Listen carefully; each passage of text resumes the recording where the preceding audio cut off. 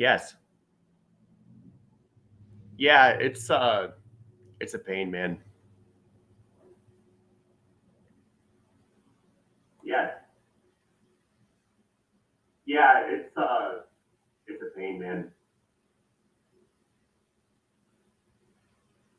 Yes. Yeah, it's a pain, man. Yes. Yeah,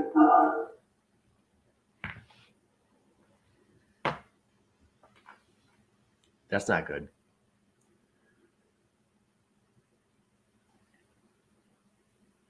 Hmm. Yeah, that's too bad.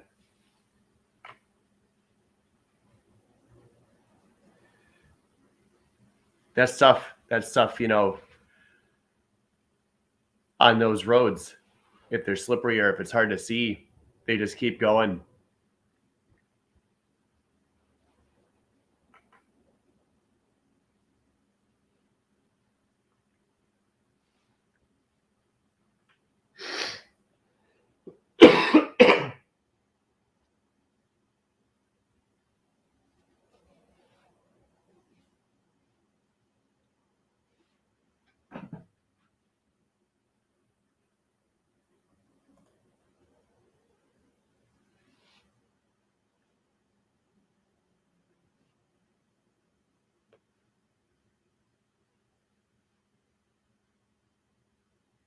That is right. We are here on WACK, Newark, New Jersey, not New Jersey, New York. I apologize. And WYSL, Rochester. My name is Craig Miles. I'm actually filling in for Larry Sharpe. You're used to hearing from Larry. And Larry is out on the road because Larry cares. Larry cares about New York State, and he's making his fourth or fifth Sharpe full Sharpe across the state. So that's something that very few, if any, politicians have done. And that's what Larry's up to. So that's why you see me on your screen here instead of Larry. And the topic today is going to be, what can we be thankful for? There's a lot of things in our state, in our nation, in the world, really, that we can look at and we say, I really don't like how that's going. I'm not a big fan. The truth is, we have a few things that are actually pretty good. You can be thankful for those. First thing that I want to talk about is the Rittenhouse verdict, right? That's kind of a hot topic right now. And the whole deal with the Kyle Rittenhouse case is that from the get-go, it was made into a left-right political deal, right? So whatever side you were on, you were gonna stay on that side if that was the reason that you were interested in the case, right? If you were actually interested for the fact that I hope this guy gets justice, or I'm concerned that he did a bad thing to these people, I want to see justice served, I want to make sure that the justice system works, then you would sit as an observer, right? Kind of a third party, sit there and say, you know what, I'm willing to have my mind changed. And I don't think we saw a lot of that necessarily from the left or from the right. The right happened to win this one, if you want to say that. And I'm happy personally with the decision because it means that the justice system still works, right? And I think that's the problem. If you're on the left, you say the justice system is broken. If Kyle was, in fact, not the color that he is, right, you would see a different outcome. And to me, that's not an argument. To say because the system is broken for somebody, it should remain broken for somebody else. It's backwards, in my opinion. You should see those problems, right? And then still be happy that it worked for Kyle and say, you know what?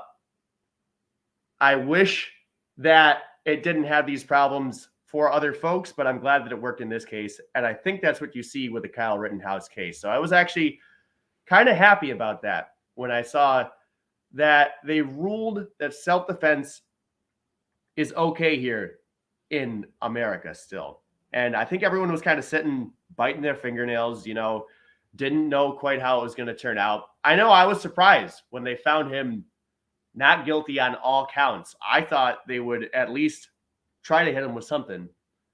So for me, that was something to be thankful about, right? That you were able to get a jury and a judge and, at least a few aspects of the justice system to work like they were supposed to, right? And of course, that's my opinion, but it's also based on, the facts of the case and how we're supposed to work here in America. Everyone's supposed to get their day in court. You're supposed to be presumed innocent until proven guilty. And I think that's what you saw in the Kyle Rittenhouse case. So I am thankful that at least in that sense, our justice system works. Something I'm not necessarily thankful for is, like I mentioned before, that you've got this left-right divide, right? And depending on where you were on the left-right divide, that determined what you thought of the Kyle Rittenhouse case. And I think there were a few folks that actually went in and they watched the trial, right? And they said, you know what? I was wrong. I don't think I knew everything there was to know about this watching CNN or MSNBC or anything like that. I think I was wrong. And I really admire, that's something to be thankful for too. I really admire the people that were able to change and say, you know what? I've been lied to by the news or by whomever, right? And now that I watch it and now that I see for myself, you know what? Maybe this wasn't what I thought it was. Maybe I'm willing to change my position. And I can be thankful for that too, because we need more of that. We need more of that. We have not nearly enough of people looking at their opinions and saying, what is this based on? Where does it come from? Why do I believe it? When they're faced with things, they say, no, I don't want to see it. I know what's right. I think we can be thankful when people actually are able to look at things and say, you know what, maybe all of these things that I thought are not necessarily correct, right? And a big part of that comes from looking at where they come from, right? Did the magic box tell me to think this? Did my parents tell me to think this? Did, my favorite politician tell me to think this? Or did I come to this on my own, right? And I think, we talk about pilling all the time, right? There's red pilling, blue pilling, white pilling. I think a lot of people got pilled, right? So we can be thankful for those pills, maybe not the Pfizer pills, which actually is another topic we'll get into in the next segment. But we can be thankful for the good pilling that we've got going on here across the country in the case of the Kyle Rittenhouse case. Matt chimes in here. He says, how do you feel about the prosecutor violating his constitutional rights? Let's get into that. I said earlier that certain aspects of the system worked for this, right? And when I say that, I mean the judge, I mean the jury. They seem like they were impartial. The judge, for as much flack as he caught for aiding, Kyle Rittenhouse or beating up on the prosecutor or what, well, it was a judge. That's his job, right? So the prosecutor was not doing what a prosecutor should, right? You are not allowed to attack a defendant's Fifth Amendment privilege, right? The right not to be self-incriminating, not to be a witness against yourself, all of those things. You're not allowed to make that seem like a bad thing because that's literally written on the founding document, right? You do not have to speak. And they literally, when they read you your rights, they say anything you say can and will, not and might possibly, or anything like that, can and will be held against you in a court of law. So you keep your mouth shut. And that's what Kyle did. And the prosecutor said, no, that's suspicious. You just told me that no matter what I do, I open my mouth and you're going to hold it against me. So, yeah, I think that was a horrible thing for him to do.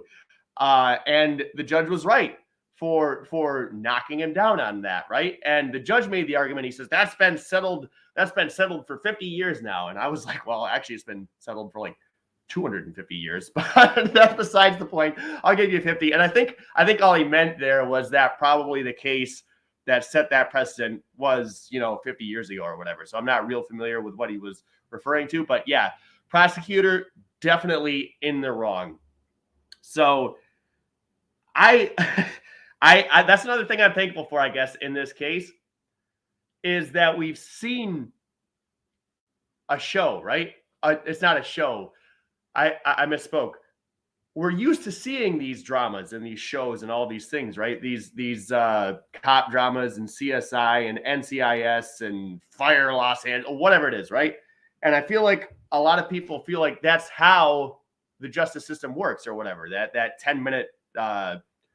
Anyway, I guess what I'm saying is this was a real look at an actual case, an actual unfolding of a jury trial, all of these things.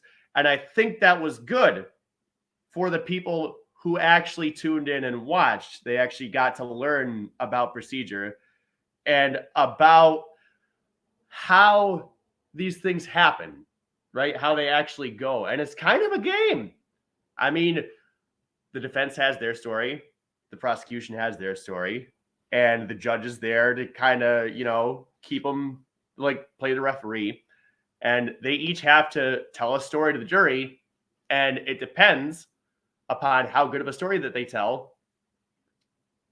That will determine their determination, right?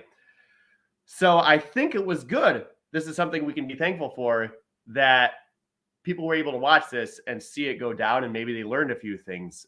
And Matt recommented here about he thinks the prosecutor should be held accountable. I agree. Now, I'm not necessarily sure exactly the ins and outs of how it's all supposed to work, but from my understanding, a prosecutor can make false claims in the news or in public or whatever, and as long as they make the same claims in the courtroom and they stay consistent, they cannot be touched. I don't know. It's kind of like the whole qualified immunity thing, right? So I want accountability for everybody. I think it should happen for prosecutors, for police, for politicians. Nobody's immune. We are coming up on a break. We'll touch the next topic coming up in the next segment. It's a free solution on WYSL.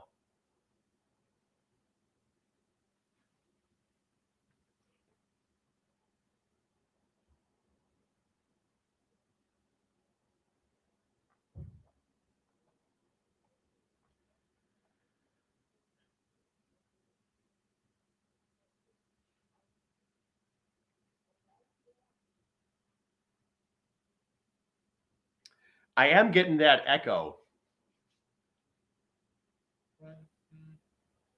That's what was making me sound like William Shatner. It was playing with my brain.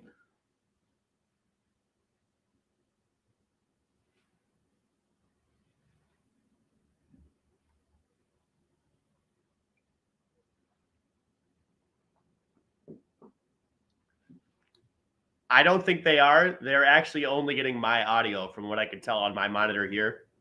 I had it pulled up on YouTube on my my television, and it was just my audio. So they're not getting the station audio, and that's an issue on my end. This is the first time I did it, so I don't know how that works. It'll have to be something that I can figure out with Larry maybe sometime, but this was kind of a last-minute slap-together thing. Nope.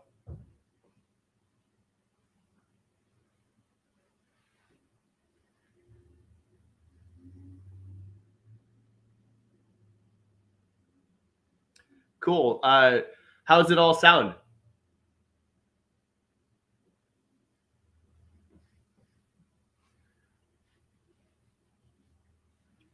Okay, good. Yeah, I got an SM7B or whatever. Well, it's not a 7B. It's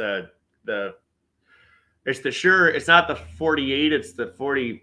Anyway, I got it running through a mixer, so it's good.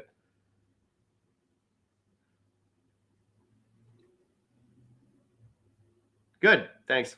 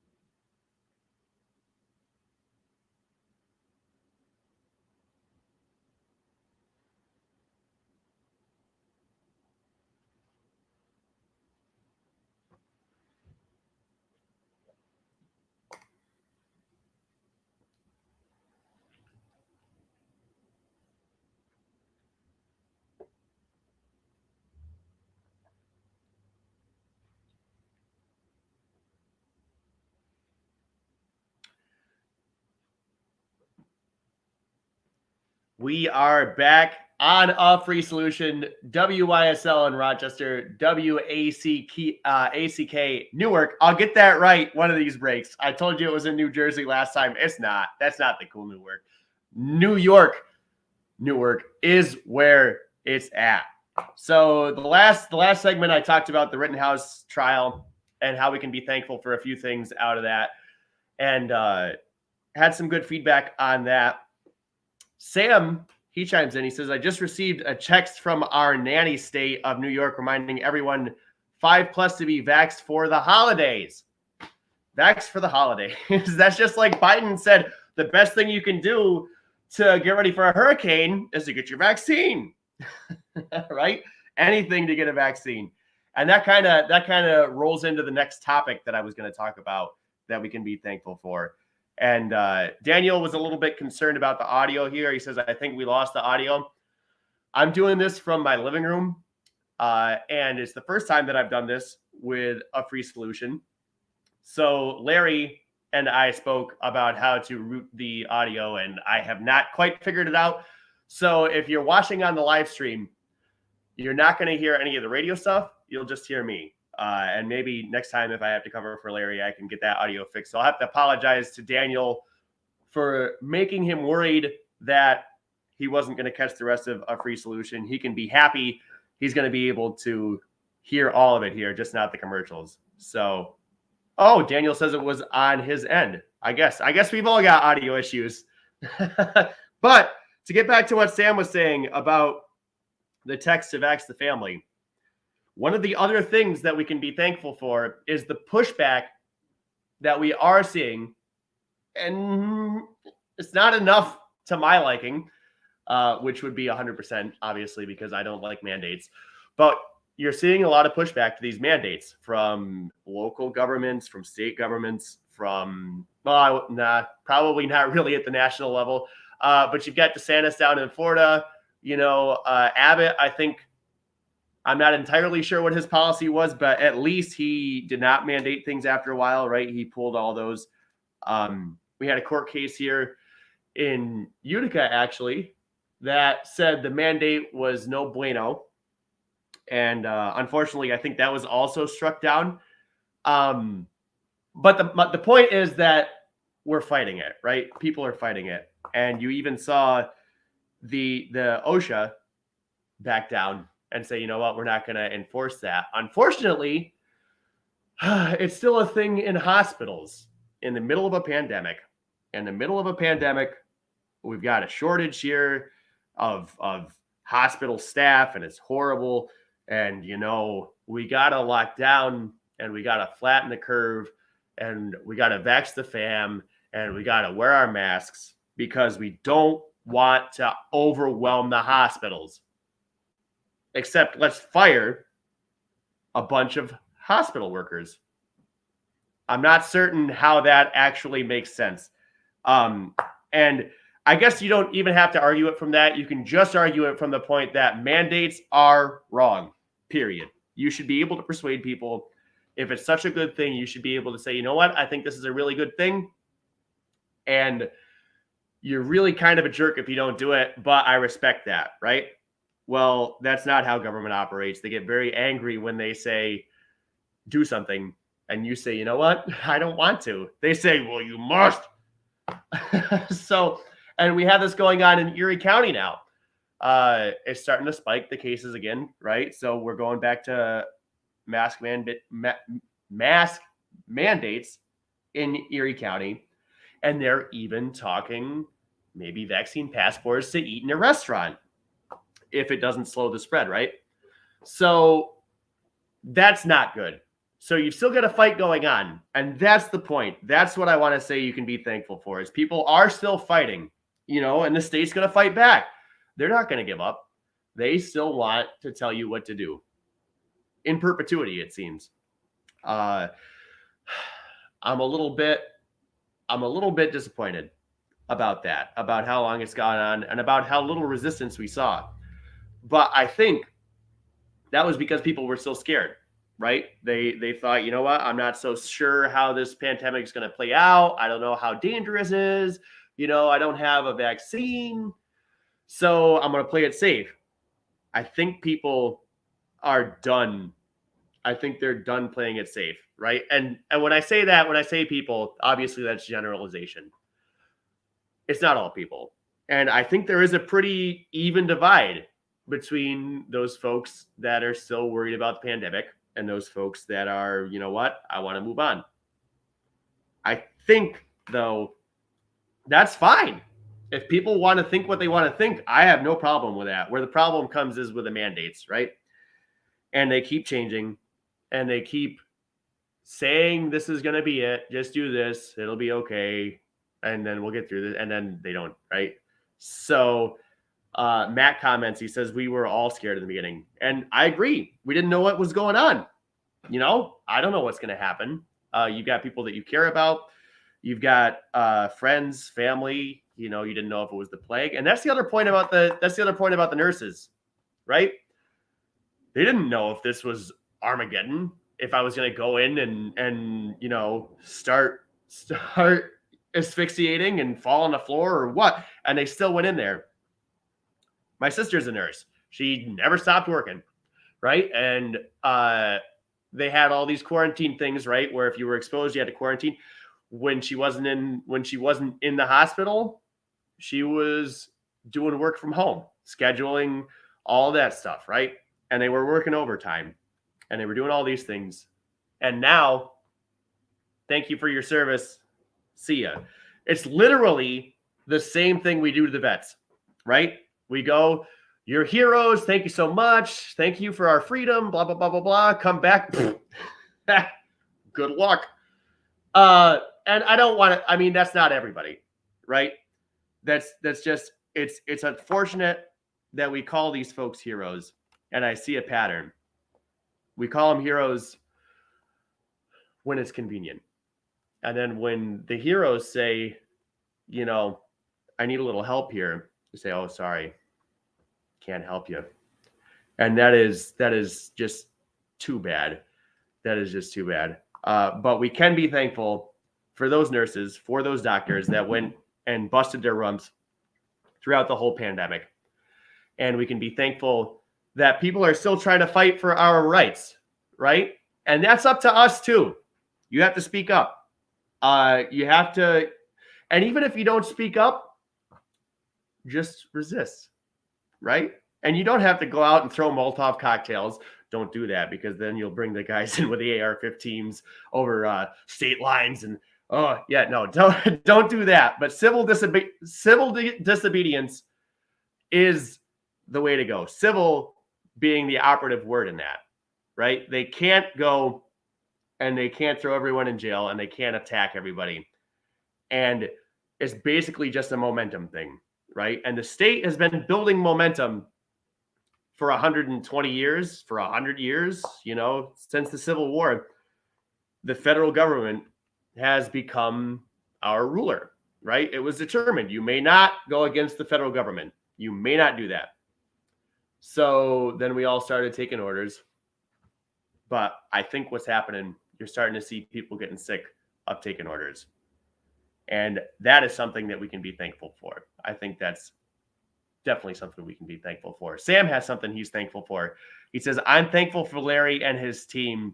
It is good to be a part of such a supportive community that values peaceful and free solutions. And I agree. I agree wholeheartedly. I think, and this is a point that I wanted to make. Libertarians, I'm a libertarian. Larry's a libertarian. Everyone on this show is libertarian. We do love each other, but we also fight each other so much. And I'd like to see a little less of that. I'd like to see a little less of that because everybody else is fighting us. Why do we want to fight ourselves? Right. So, and it's not a I hate you fight. It's just I think a lot of libertarians have a lot of principles that they feel very strongly about, and they don't want to budge on them. Right. So I think if we could just be a little bit more open to having our minds changed, right? Like I talked about in the first segment, I think that would make us love each other even more. And we have to be more welcoming of the people that want to join the liberty movement. They come in and they say, oh boy, I like freedom. And we say, you're a statist bootlicker. And they say, okay, I'm gone. So we need to be a little bit better about that.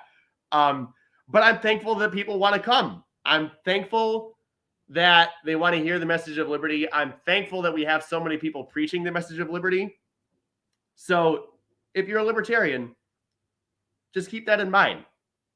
People start coming to you and talking about wanting to come over to us. Don't scare them away. Welcome them. And that is a free solution. We'll be back right after the break.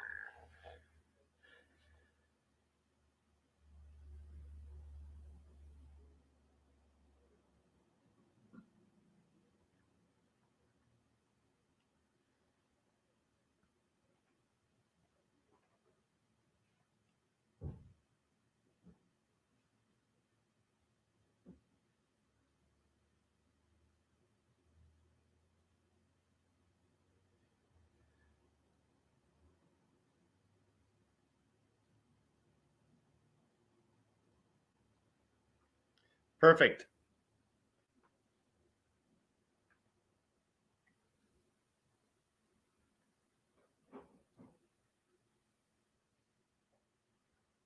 All right. Good to hear. Thanks. Yeah. Got to keep the owner happy.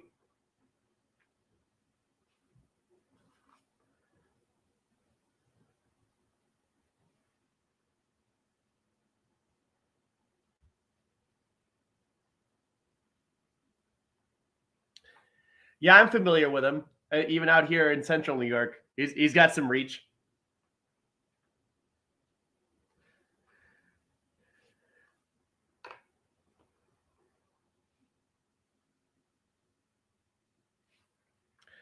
That's the radio business, hopping all over the place. You know, you got to move where you can.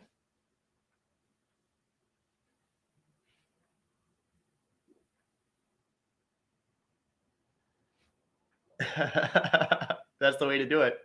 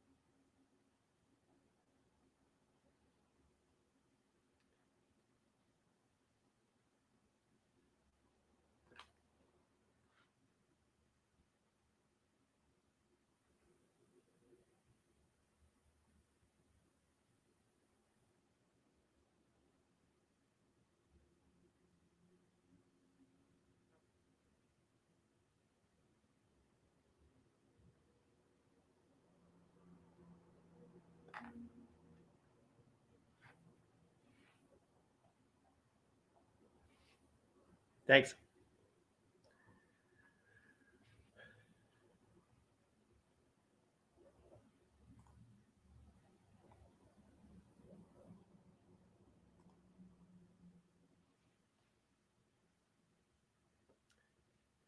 We are back on WYSL, WACK Newark. It is a free solution. My name is Craig Miles. I am in for Larry Sharpe. Larry, he actually chimed in. Apparently, he's listening on the stream or on the radio. Old school guy. So he says, Craig knocking it out of the park.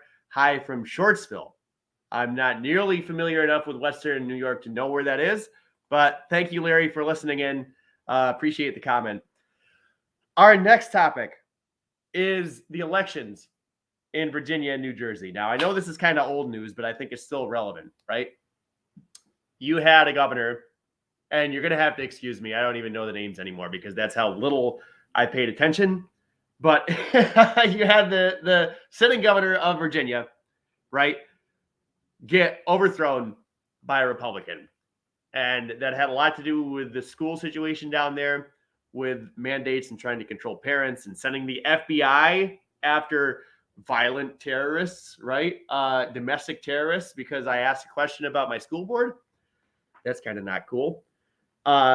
So people say, you know what? I don't think I like the way that the establishment is running things, right? And what they did was go for who they thought was the anti-establishment. Now, I don't know anything about the Republican that went down there, so I can't really comment on his policies or what he believes. My concern is that he's just going to go in there and do Republican things to control your life instead of do Democrat things to control your life, right? But the point is that you can see people pushing back, right? The government does something they don't like. They say, I don't like that. You're out. And that's the way it's supposed to be. Now, I would prefer that they would say, I don't like that. I'm going to vote Libertarian. I know a lot of people aren't quite there yet, right? And that's fine. That's fine. I think we can be thankful, though, that people are using their voice and voting, because that is important. And a lot of people on the anarchist side, they'll say, I'm not going to vote. That encourages them, right? That makes me complicit in anything. My point is, even as hard as it is to actually make a change by voting, it still does make a change, right? And that's our only mechanism, because like we were talking earlier with the accountability, there's no account. You're not going to get a politician. You see how hard it was to get Andrew Cuomo out of office? Do you see? He had a lawsuit every hour against him. Nobody did anything to get him out of there. And he owned a bunch of people. So the only way to get people out is to vote them out. And they make it really hard to do that. They fight you every step of the way. Every step of the way. But even that being the case, you saw down in Virginia, we said, so long, see ya. They did it in New Jersey too. They almost got the Democrat out. And I'm not beating up on Democrats here. It's just the way it went, right? I'll beat up on Democrats, but not for this. They thought they had it, right? They thought they had it in a landslide. And then it turns out it was kind of close. And then you also had the guy in the legislature down there, a truck driver, spent $150 on donuts, beat the Democratic king for the past however many years, right? And that, again, was because the people said, I don't like the way this is going. Give me anybody but the establishment. Unfortunately, the left-right duopoly is the establishment, no matter what, except for that truck driver, right? And again, these are generalizations, so everything has an exception, right? But in general, if you are a Republican or a Democrat who has been in politics, you're an establishment person. You've been captured by somebody there, right? So Matt comments on this, says, I don't claim any party. I just vote for the candidate that makes the most sense to me. Sometimes it's libertarian, sometimes it's not. And I respect Matt for that because people don't do that. People vote for their team, no matter what, right? Red or blue, no matter who, and how many times you've heard that, right? So, yeah, you heard that from Biden and Harris, right? Blue, no matter who. And then it turned out they meant the blue crowd, right? The cops. Well, Kamala was a cop. Are you surprised? So the point is, you got to vote your conscience. You got to vote your feelings. You got to vote your principles. And people are doing that. We can be thankful for that. Sam chimes in here. He says, adding to my list to be thankful for all the platforms that allow us to communicate liberty. These radio stations, YouTube, Locals, Spotify, Green Room. 20 years ago, hard to get the message out. And Sam is right about that. 20 years ago, you'd have to go to NBC, CBS, ABC, Fox, not even Fox, right? Because Fox is fairly new to the game. But you had to get your news from the Magic Box. Now, I can go to YouTube and Facebook, and as long as the person hasn't been banned for speaking too much truth, I can learn a lot of things. So I think Sam is right with that, right? You have a lot more options. If you want to break away from the Magic Box, you have a lot of other alternatives that you can go and take a look at. And I think that's something we can also be thankful for. I agree with Sam on that one. Back to the trucker, the $150 trucker guy. I think it was John Oliver. I watched John Oliver. I get a kick out of him. He's a huge lefty, and he always wants government to fix everything. But he's funny. And he always talks about issues that are relevant, right? So he showed a video of the truck driver after he won up on Fox News. And the host says to him, so you got any plans? And he says, you know what? I really don't know. And John Oliver says, that's horrible. How could you blah, blah, blah, blah. How is he going to have any sort of connection in, well, back up. He can have plans, right? Maybe that's not the best answer that he could have given. Maybe he should have had a plan, but he spent $158. He didn't know he was going to win, right? That being said, he probably should have had a plan.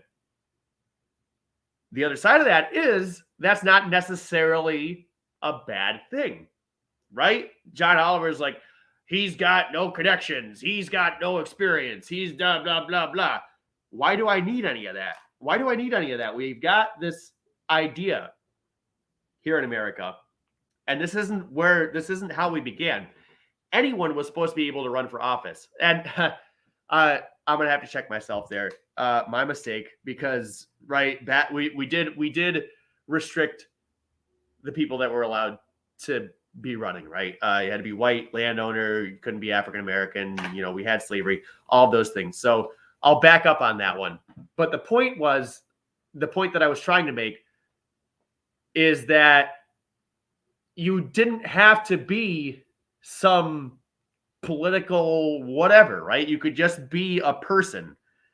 And I feel like these days, now we need a political expert. Now we need a this. Now we need someone with experience. Now, what we've lost this idea that anyone can step up and stop driving a truck and run for the legislator in New Jersey and beat this 30-year incumbent, right? And they do that on purpose because they're all buddies with each other, and they all know what they want. And they don't want someone with different ideas in there. So I can be thankful that that guy stepped up to the plate and ran. And I can be thankful that he won. And I can be thankful that people saw that. And maybe that will inspire other people to say, you know what? I'm sick of this. You saw it with AOC. She was a bartender. And she beat Crowley. Joe Crowley. Was it Joe? He was the big Democrat scary guy down there, right? And she beat him. Now, I think she was a little more involved in politics than maybe the Strucker guy was. But the idea is still the same, right? That people voted against the incumbent. People voted against the establishment. So I think we can be thankful for that. I think we are seeing more people question things, saying, do I really need this guy in here that's been in for 100 years? Joe Biden that's been in since 1896, do we need that guy or do we need somebody else? I would say somebody else. I think it's you should change them often, change politicians often, right? And there's a quote, I think it's George Carlin, about changing politicians and diapers, and I won't go into the whole thing, but you get the idea. So politicians are maybe a little bit more worried about keeping their constituency happy after this last election. Now, the unfortunate thing for libertarians, the other side of the coin here, is Republicans are emboldened now, right? So before, where maybe someone might have voted for a libertarian because they said, I've been voting for Republicans for years now and I haven't been able to get one in office, let me try something new. A lot of Republicans now are going to point to Virginia and to New Jersey and say, see, Republicans can win. I am obviously biased because I'm a libertarian and I want us to win things. And Republicans have had a seat at the table and Democrats have had a seat at the table for 150 years, right? Why don't we try something new? I think, though, you're going to see a lot of people start beating the Republican drum here in New York again. And I have no problem with Republicans. I have a lot of friends who are Republicans. My father's a Republican. I was a registered Republican when I started my political journey. So I am very friendly with Republicans. My concern is that you have establishment here in New York, and the letter is just a letter. And if you vote for that letter, whether it's an R or a D, it's an E, establishment. So let's be happy that people are voting against the R's and the D's and the establishments. And let's hope we get more of that. That's something that we can be thankful for on A Free Solution. WYSL, WACK. We'll be back after the break to wrap things up.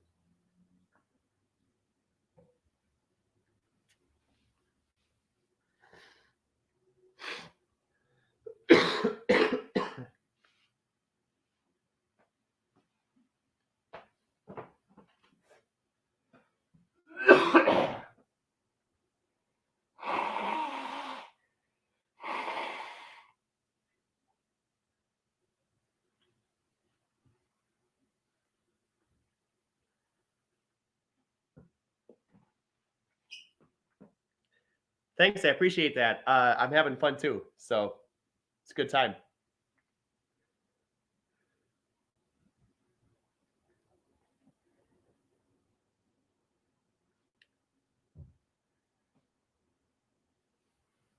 Okay. Oh, that'd be awesome. Thanks.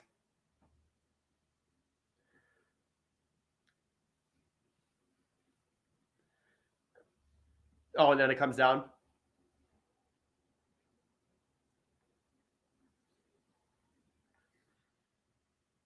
Yeah.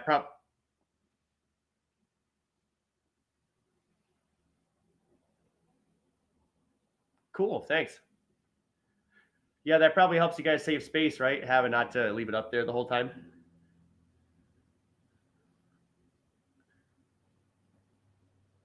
Yeah.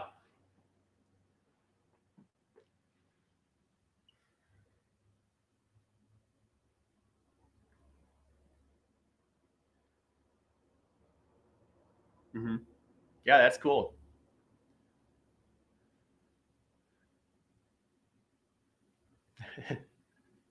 See where I'm speaking to.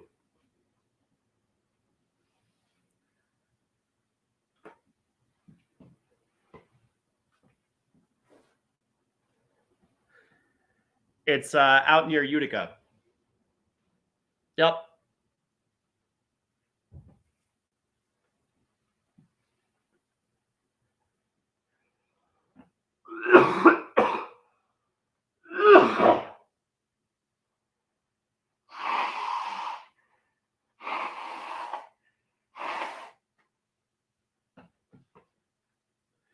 Welcome back to Free Solution. You'll have to excuse me. I was hopping in there dealing with a little cold here. So I was blowing my nose and coughing. But we're back at Free Solution, WYSL, WACK, Newark. And I want to talk in the last segment about something that I kind of touched on earlier, which was being friends, coming together, right? And being happy with each other, no matter how much we disagree with what people might say, right? People have opinions and we need to respect that. And I feel like we take it too personally sometimes. We get really angry that someone doesn't believe what we believe. And we say that's a personal affront to my liberty, to my being. You are a horrible person. I don't want to talk to you. And you know what? That is not only soul crushing after a while, but it's unproductive because we're fighting each other and we're not fighting the people that are telling us to hate each other. And people, I feel like they roll their eyes a little bit when you're like, that's what they want. They want us divided. You know, they gotta keep us divided and distracted so we don't fight. That's not a conspiracy. That's a thing. And maybe it's not conscious, but literally, what would you rather do, right? If I would take politics out of it, if I'm a guy and someone's coming after me and I say, don't hate me, hate that guy, that works pretty good for me, right? If someone says, yeah, I'll go hate that guy, that is exactly what's going on. So it doesn't even have to be a conspiracy. It's literally because if you're not taking accountability for yourself, right? And you point the finger at someone else, it works real well.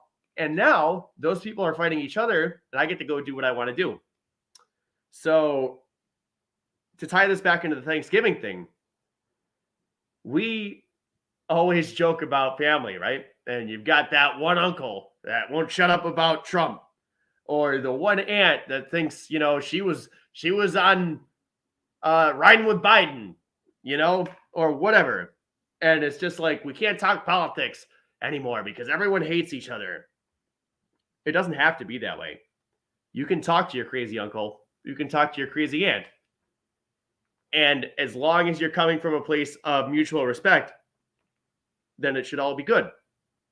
Right? So I think we need to be a little bit more aware of that. And I am one of the biggest offenders here. I am very quick to get very wound up. And I've been trying to be better about that. Just take a breath, back up, And you know what? No one's gonna change their mind because you're yelling at them. That's never gonna happen. So if your goal is to change minds, then try to understand what the person is saying, right? And maybe listen to them. And then go ahead. And if you guys can't find common ground, you'll just have to agree to disagree, right? And it's not because that person is a bad person. Maybe they're a bad person, but because they don't share the same viewpoint as you, that does not make them a bad person. They'll be a bad person for other reasons, but that is not the reason. So we need to try to come together. And that was just kind of the thing that I wanted to talk about in the last segment, was how we can kind of appreciate one another and be thankful for each other. I think we can be thankful for the opposite opinions, right? Because there is no black and white. There's no black and white. There's no such thing. I don't care what you say. That's not a thing. There's always nuance. There's always individual situations. There's always something else going on there. There's always an exception. I said at the beginning of the show, always an exception, right? So if we can try to understand where people are coming from, and I've been doing this on TikTok. I follow a bunch of people on TikTok that I would not consider even remotely close to my political ideas. And I catch myself getting angry at some of the stuff they say. And I want to swipe. I'll be like, I'm not going to listen to you. But if you stick around, sometimes they surprise you. They say something that you didn't expect them to go down that road. And you're like, you know what? I'm glad I didn't swipe up, because this guy actually kind of said something that makes me understand a little bit better where they're coming from and what they're actually saying, because I think there's a lot of projection that goes on. You hear someone say something, and even though the words are the same, right, their meaning might not be the same. So you need that context that comes a little bit later. But if you get angry and fly out the handle and close your ears, you're never going to get that. And we're never going to come together. And those folks in Albany and in DC, they're going to keep lining their pockets. They're going to keep doing whatever they want. And we're going to keep fighting with each other over Thanksgiving, when we should be eating turkey and green bean casserole and oyster casserole and all of these things, right? We should be enjoying each other's company.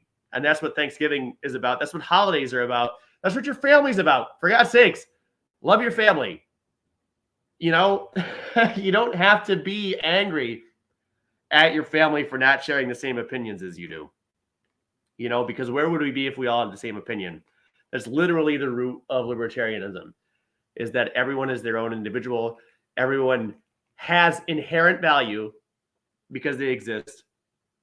And we can learn something from everyone, right? And I truly do believe that. Nothing is truly one way or the other.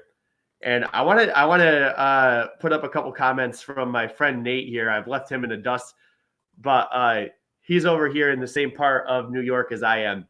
And he says, my libertarianism is better than yours. So another guy from my neck of the woods is Francis. He's listening in. Hi, Francis. I appreciate you tuning in here. Torrance, talking about our last subject with the term limits and the age limits. I would agree with that, right? So it shouldn't be necessary, because the argument they say with term limits is, well, they keep electing them, right? Obviously, that's what the people want. Well, if our elections were fair, I would agree with that. And I'm not talking Russiagate. I'm not talking those things in fair elections. I'm talking in keeping people off the ballot. I'm talking people being able to spend money to kick people off the ballot. I'm talking having to have a bunch of money to be able to run in the first place. That's what I'm talking about with fair elections, right?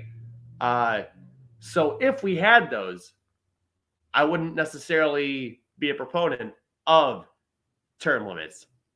But since we don't have those, and it's going to be a long time before we even come close to something like that, I do support term limits. Age limits, I'm a little less. You walked down a whole road with this, right? Because you went through this with Trump. And I guess really we're going to have to save that for another episode because we're getting towards the end here. But I thank you guys. Thank you, Torrance.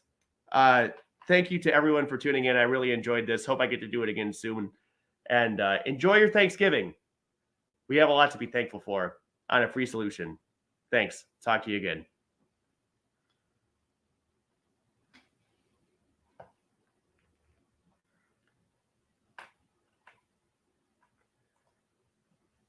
Thank you very much.